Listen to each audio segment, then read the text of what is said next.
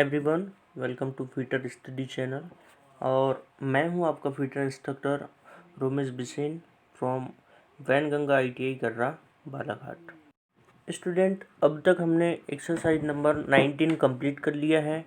आज exercise number 20 की बात करेंगे, जो कि वर्नियर बेवल प्रोटेक्टर से रिलेटेड एक्सरसाइज है। इस एक्सरसाइज में आप सभी को इसकी रीडिंग कैसे ज्ञात की जाती है इसके बारे में जानकारी दूंगा मैं। आइए सबसे पहले हम वर्नियर बेवल प्रोटेक्टर के सारे पार्ट्स के बारे में जान लेते हैं। स्टूडेंट, ये होता है वर्नियर बेवल प्रोटेक्टर जो आप फिगर में देख रहे हैं, और इसके मापने की जो परिशुद्धता होती है वह होती है 5 मिनट। इसमें मिनट, डिग्री और सेकंड का मान लिखा जाता है। तो यहाँ पर हम देखते हैं, सबसे पहले ये जो भाग कहलाता है, यहाँ पर ये स्टॉक कहलाता है। और इसकी ये जो होती है एक एडजस्टेबल ब्लेड होती है, जो यहाँ से लेकर के यहाँ तक होती है लंबाई में। और एक सिरा इसका 45 डिग्री में होता है और दूसरा सिरा जो होता है 60 डिग्री में होता है, जैसा कि आप फिगर में देख रहे हैं। उसके बाद में ये जो भाग बने होते हैं इसे हम लॉकिंग स्क्रू कहते हैं। और ये जो भाग होते हैं इसके डिस्क पर मेन स्केल बने होते हैं। ये जो डिस्क वाला जो भाग होता है इसे चकती भी कहा जाता है, जिसे हम डिस्क कहेंगे। वर्नियर स्केल, इसमें भी एक वर्नियर स्केल बना होता है, जो कि आप यहाँ पर देख सकते हैं। इसमें ग्रेजुएशन है 0 से लेकर के 60 लेफ्ट साइड में और 0 से 60 राइट साइड में दिया हुआ है। और इसमें जो मेन स्केल ग्रेजुएशन बनी हुई है यह बनी होती है 0 से लेकर के 90 तक बना होता है। 4 भागों में ये बटे होते हैं। और इसका ये जो भाग होता है डायल होता है। तो आपको कई बार प्रश्न में पूछा जाता है कि वर्नियर बेवल प्रोटेक्टर का मेन स्केल किस भाग में बना होता है, तो आपको याद रखना है कि ये डिस्क में बना होता है। उसके बाद ब्लेड से संबंधित क्वेश्चन भी आते हैं कि इसका एक सिरा कितने डिग्री का होता है तथा दूसरा सिरा कितने डिग्री का होता है। इस प्रकार से स्टूडेंट आप फिगर देख करके भी कई सारे क्वेश्चन को सॉल्व कर सकते हैं। इसके बाद इसकी जो परिशुद्धता है वह पूछा जाता है कि इसका लिस्ट काउंट कितना होता है। तो इसका लिस्ट काउंट मैंने अभी आपको बताया कि इसका लिस्ट काउंट 5 मिनट होता है। तो इस प्रकार से स्टूडेंट आपको वर्नियर बेवल प्रोटेक्टर को याद रखना है। चलिए स्टार्ट करते हैं इसके कुछ क्वेश्चंस, जो कि रीडिंग के अनुसार दिया हुआ है। इसमें देखिए स्टूडेंट, सबसे फर्स्ट क्वेश्चन पूछा जा रहा है कि चित्र में दर्शाई गई वर्नियर बेवल प्रोटेक्टर के सही रीडिंग क्या है। अब यहाँ सही रीडिंग की बात की जा रही है, तो सबसे पहले हम फिगर को समझ लेते हैं, जो कि इस प्रकार से आपको जूम करके मैं दिखा सकता हूँ। यहाँ पर देखते हैं कि सबसे पहले यहाँ पर देखिए, ये जो जीरो है, ये वाली जो जीरो लाइन है, ये मेन स्केल के कौन सी लाइन से मैच कर रही है, ये 62 वाली लाइन से मैच कर रही है। उसके बाद में ये जो भाग होते हैं ये 5-5 भागों में बढ़ कर के होते हैं, जैसे कि 60, 55, 50, इस तरह से बढ़ते क्रम में ये लिखे जाते हैं। तो वैसे ही सबसे पहले तो हम इसके रीडिंग को लिख लेते हैं, जो कि यहाँ पर रीडिंग दी हुई है। तो 62 यहाँ पर होगा 62 डिग्री, सबसे पहला मेन स्केल लिख लेंगे। उसके बाद में यहाँ पर जो मिनट की बात की जाएगी, तो मिनट में क्या होगा 30, 35 एंड 40। तो यहाँ पर आ जाएगा आपका 62 डिग्री 40 मिनट। मिनट के लिए आप इस प्रकार का चिन्ह लगा सकते हैं स्टूडेंट, जो कि यहाँ पर हम ऑप्शन में देख लेते हैं कि ऑप्शन में क्या दिया हुआ है। ऑप्शन में यहाँ पर देख सकते हैं हम, ये जो सी ऑप्शन आपको दिखाई दे रहा है वह राइट आंसर होगा। इस प्रकार से आप इसकी रीडिंग को निकाल सकते हैं। नेक्स्ट क्वेश्चन पूछा जा रहा है, क्वेश्चन नंबर 2, कि चित्र में दर्शाई गई वर्नियर बेवल प्रोटेक्टर की सही रीडिंग है। तो यहाँ पर भी हम देख लेते हैं इसको जूम करके। यहाँ पर क्या हो रहा है कि यहाँ पर देखते हैं हम, ये 40 के बाद में 41 वाली जो लाइन है वह टच कर रही है। ये यहाँ पर देख सकते हैं हम, ये इस तरह से, ये जो 40 के बाद में 41 वाली लाइन है इस 0 से टच हो रही है। तो यहाँ पर सबसे पहले हम क्या लिख लेंगे, 41 डिग्री लिख लेंगे। उसके बाद में क्या होता है, यहाँ पर जो 60 के पहले 60 यानी कि यहाँ से हम शुरू करते हैं, 0 से 5, 10, 15, 20, 25, 30, ये 30 आ गया स्टूडेंट। 30 के बाद ये 35, 40, 45 और ये 50। तो यहाँ पर आप देखिए ये तीर वाला जो निशान है यह 50 पे टच हो रहा है। तो इसका मान कितना हो जाएगा, 41 डिग्री 50 मिनट। ऑप्शन इसके चेक कर लेते कि ऑप्शन में क्या दिया हुआ है। ऑप्शन में आपको दिखाई दे रहे हैं, ऑप्शन नंबर ए में दिया है 18 डिग्री 50 मिनट, ऑप्शन बी में 41 degree 50 minute, option C 50 degree और डी 58 डिग्री 50 मिनट। तो जैसे कि अभी हमने रीडिंग दिखाया आपको, तो इसका जो करेक्ट आंसर होगा वह होगा 41 डिग्री 50 मिनट। क्वेश्चन नंबर 3 की बात करें हम, यहाँ पर क्वेश्चन नंबर 3 पूछा जा रहा है कि वर्नियर बेवल प्रोटेक्टर के उस भाग का नाम बताइए जो सामान्यतः कोण मापने के लिए रिफरेंस के लिए प्रयोग होता है। काफ़ी इंपॉर्टेंट क्वेश्चन है कि रिफरेंस सतह कौन सा भाग प्रदान करता है, क्या डिस्क, ब्लेड, स्टॉक या मेन स्केल। तो इसका जो स्टॉक होता है स्टूडेंट, ये क्या काम करता है, किसी भी सरफेस के लिए कोण मापते समय रेफरेंस प्रदान करता है। क्वेश्चन नंबर 4 है, वर्नियर बेवल प्रोटेक्टर मापने के लिए नहीं बने, यानी कि किस प्रकार की माप को नहीं लिया जा सकता। तो यहाँ पर है न्यून कोण दिया है जिसको हम माप सकते हैं, अधिक कोण इसे भी हम माप सकते हैं, रेखीय मापन इसे हम नहीं माप सकते, इसे रेखीय मापन को हम कहते हैं लीनियर मेजरमेंट। क्या कहेंगे, लीनियर मेजरमेंट के नाम से जानते हैं। तो यहाँ पर हमारा जो सी ऑप्शन है वह क्या हो जाएगा, राइट आंसर होगा। अब क्वेश्चन नंबर 5 इसमें पूछा जा रहा है कि चित्र में दिखाई गई वर्नियर बेवल प्रोटेक्टर की सही रीडिंग है।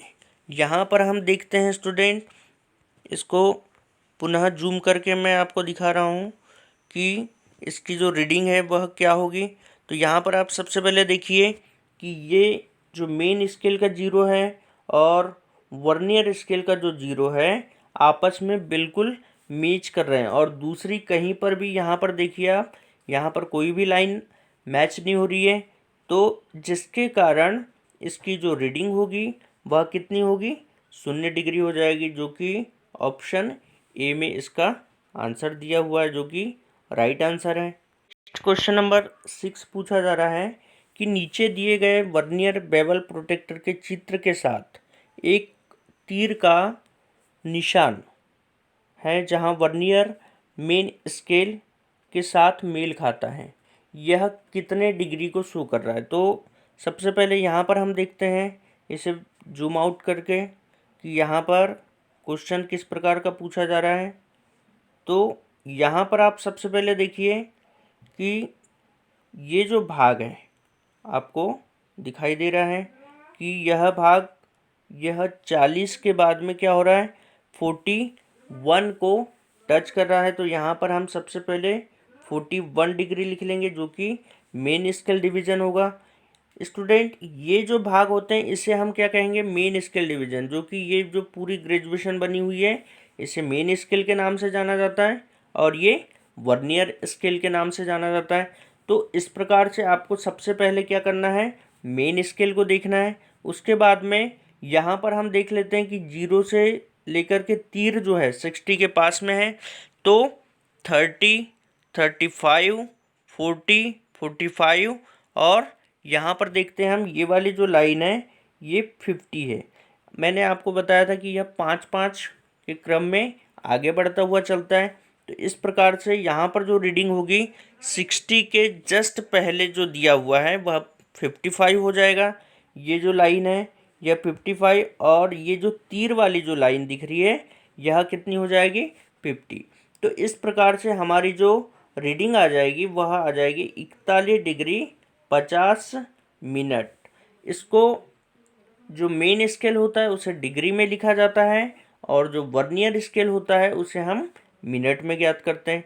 तो यहाँ पर ऑप्शन में देख लेते हैं कि ऑप्शन में क्या दिया हुआ है। तो यहाँ पर ऑप्शन दिए हुए हैं कि ए दिया है 20 to 30 minutes, 28 degree to 40 minute. C option दिया है 38 डिग्री टू 45 मिनट और डी दिया है 41 डिग्री टू 50 मिनट। इस प्रकार से स्टूडेंट यहाँ पर जो हमारी करेक्ट रीडिंग हो जाएगी वह होगी ऑप्शन डी। क्वेश्चन नंबर 7 पूछा जा रहा है।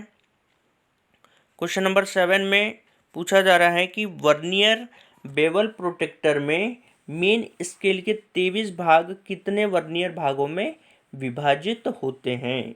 तो यहाँ पर हम देखते हैं इसका जैसे कि लिस्ट काउंट होता है। कितना होता है लिस्ट काउंट?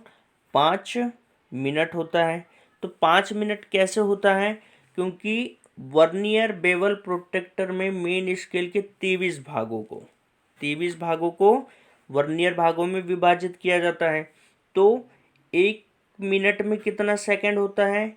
ये 60 सेकंड होता है। और जब वर्नियर भागों को 12 भागों में बांटा जाता है तो 60 अपान हम क्या कर देते हैं? 12 कर देते हैं। तो 12 का हम इसमें सब्सक्रिप्शन कर देते हैं।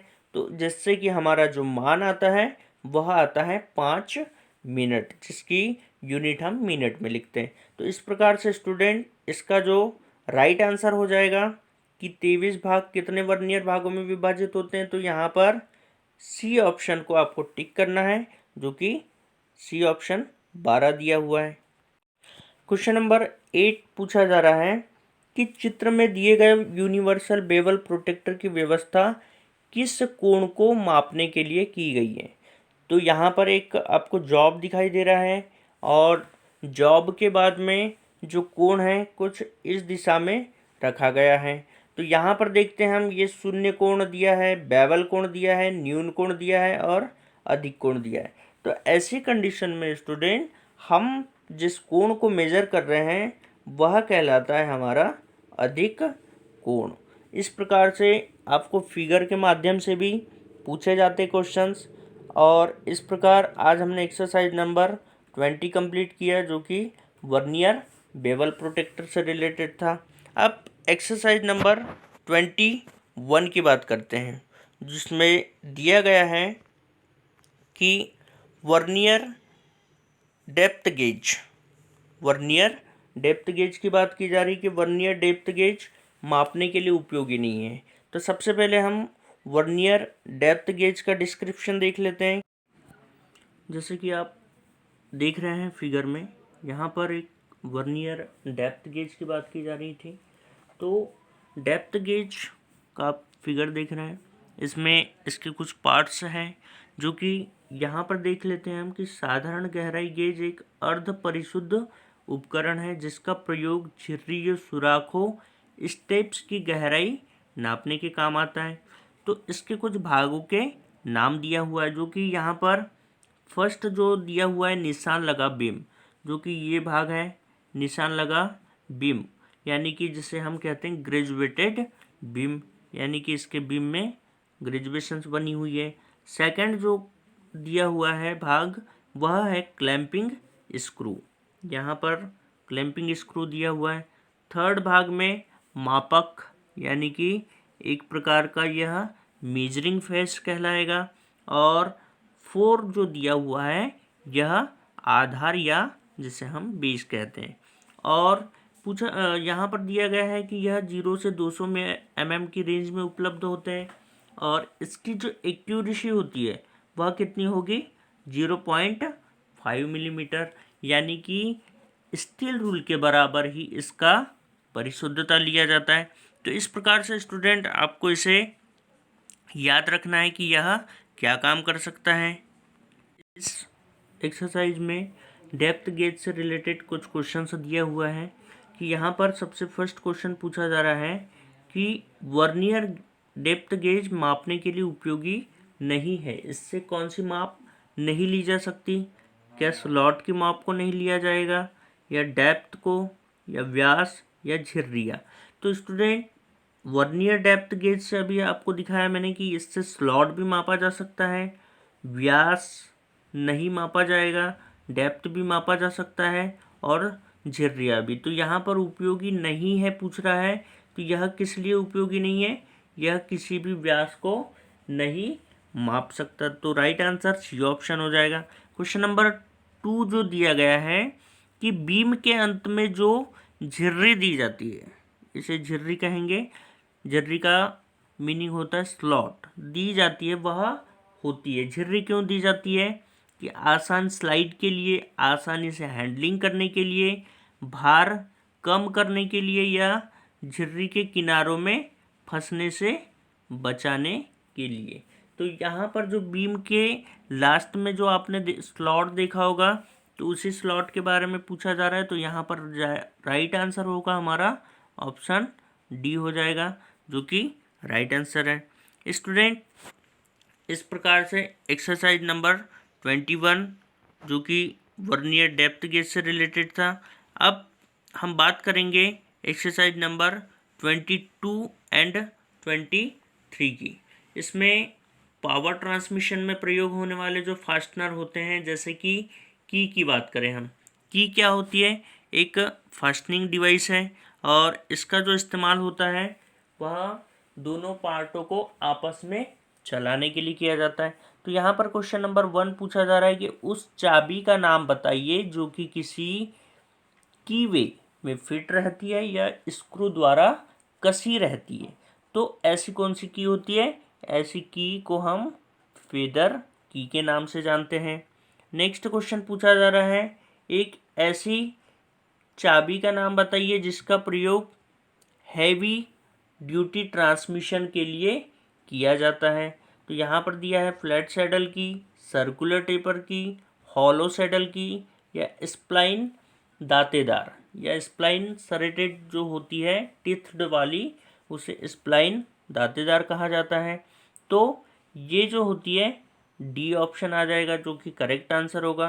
क्वेश्चन नंबर 3 पूछा जा रहा है कि उस अर्धवृत्तीय की का नाम बताइए जिसका प्रयोग किसी शाफ्ट पर कटी झिर्री में फिट करके किया जाता है।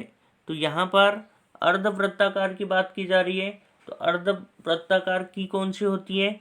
वह होती है उडरफ की, जो कि हाफ राउंड सेक्शन में बनी होती है। उसके बाद में क्वेश्चन नंबर 4 दिया है, एक जिब हेड की का टेपर अनुपात होता है। तो जिब हेड की का टेपर अनुपात कितना होगा? 1:10, 1:50, 1:100 या 1:150। तो इसका जो राइट आंसर हो जाएगा स्टूडेंट वह होगा 1:100। क्वेश्चन नंबर 5 पूछा जा रहा है। यहाँ पर एक फिगर भी दिया हुआ है और फिगर के बाद एक क्वेश्चन पूछा जा रहा है कि चित्र में दिखाई गई चाबी के प्रकार का नाम बताना है। तो चाबी का जो प्रकार है कौन सा प्रकार होगा? यहाँ पर देख लेते हैं। उडरफ की जो कि नहीं होगी, वो इसलिए नहीं होगी क्योंकि यह हाफ राउंड सेक्शन में बनी होती है। जिब हेड की यह भी नहीं होगी। जिब हेड की पहचान होती है स्टूडेंट कि इसके एक सिरे में हेड बना होता है। और पैग फेदर की, तो ये वाली जो की है इसे हम पेग फेदर की के नाम से भी जानते हैं, जो कि यहाँ पर राइट आंसर है। आप इस फिगर को ध्यान रखिएगा।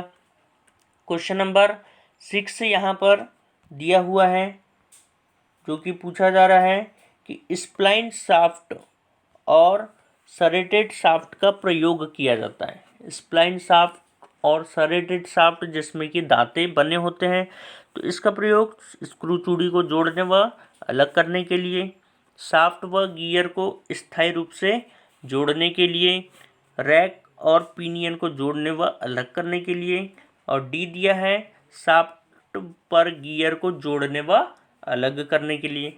तो इसका प्रयोग जो होता है शाफ्ट पर गियर को जोड़ने व अलग करने के लिए। स्टूडेंट, यदि इसके फिगर मिल जाते हैं तो मैं आपको फिगर के माध्यम से भी इसके बारे में डिस्कस करेंगे हम। क्वेश्चन नंबर 7 यहाँ दिया गया है कि हॉलो सैडल की का प्रयोग केवल ट्रांसमिट करने के लिए किया जाता है। कैसे ट्रांसमिशन में किया जाता है? लाइट ड्यूटी ट्रांसमिशन के लिए, हाई ड्यूटी या मीडियम ड्यूटी या अधिक हाई ड्यूटी ट्रांसमिशन के लिए। तो यहाँ हॉलो सैडल की बात की जा रही है, तो हॉलो सैडल की का प्रयोग लाइट ड्यूटी ट्रांसमिशन के लिए किया जाता है। क्वेश्चन नंबर 8 पूछा जा रहा है कि उड्रफ की का प्रयोग किया जाता है। उड्रफ की का प्रयोग कहाँ पर करेंगे हम? तो उड्रफ की का प्रयोग प्लेन फिटिंग शाफ्ट पर, शोल्डर फिटिंग शाफ्ट पर, टेपर फिटिंग शाफ्ट पर, या केवल उस गियर पर जिसमें सुराख हो। तो यहाँ पर स्टूडेंट टेपर फिटिंग शाफ्ट पर उड्रफ की का इस्तेमाल किया जाता है।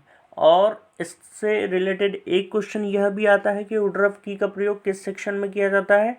तो ऑटोमोबाइल सेक्शन में भी उड्रफ की का इस्तेमाल किया जाता है। क्वेश्चन नंबर 9 पूछा जा रहा है कि मशीन का वह घटक है जिसका प्रयोग होता है। कि मशीन का एक प्रकार का कंपोनेंट होता है, तो क्या काम करता है? मशीन को लॉक करता है, स्पीड को नियंत्रित करता है, मशीन को चालू करने के लिए या फिर संबंधित गति को संचारित करने के लिए, यानी कि ट्रांसमिट करने के लिए। यह बिल्कुल राइट आंसर होगा। यहाँ क्वेश्चन नंबर 10 पूछा जा रहा है। क्वेश्चन नंबर 10 में दिया हुआ है कि एक शाफ्ट के अंत में 500 mm व्यास की एक फ्लैट पुल्ली फिट करनी है। शाफ्ट पर पुल्ली को जोड़ने के लिए किस प्रकार की चाबी प्रयोग करना चाहिए?